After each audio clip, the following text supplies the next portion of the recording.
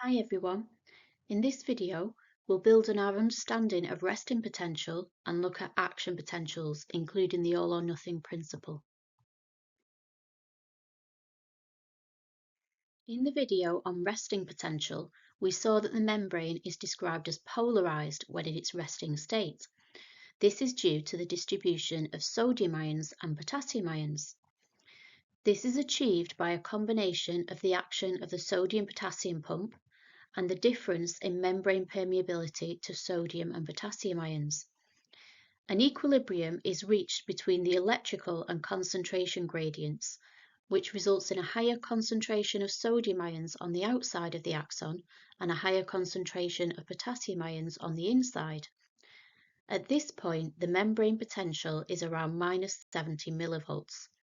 We'll see how this changes when an action potential is initiated in that part of the membrane. Stimulation causes sodium ion channels to open, allowing sodium ions to enter the axon down the concentration gradient.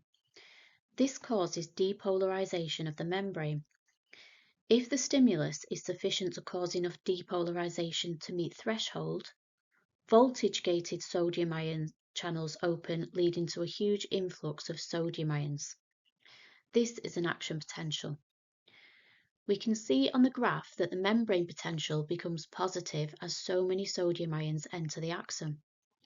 Where depolarisation occurs but is insufficient to meet threshold as a result of a weak stimulus, no action potential occurs and the sodium ions are pumped back out by the sodium-potassium pump, restoring resting potential.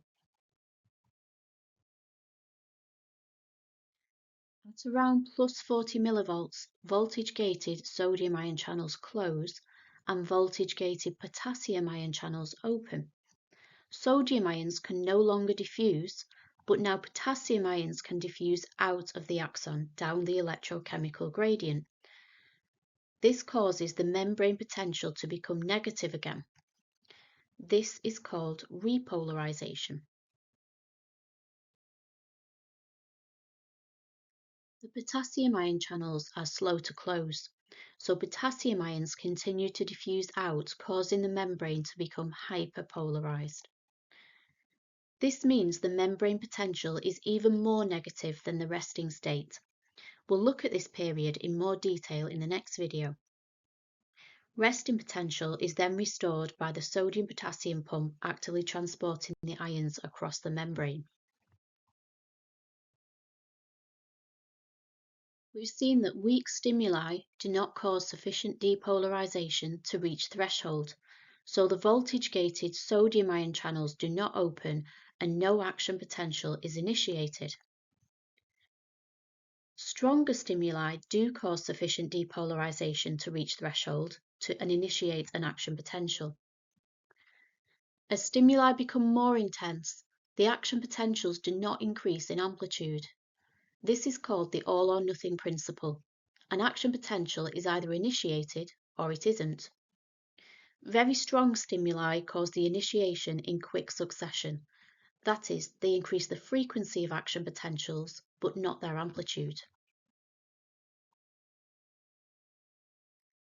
In the next video, we'll continue to explore the action potential and how it's propagated down the axon, the refractory period, and the factors that can affect the speed of conductance.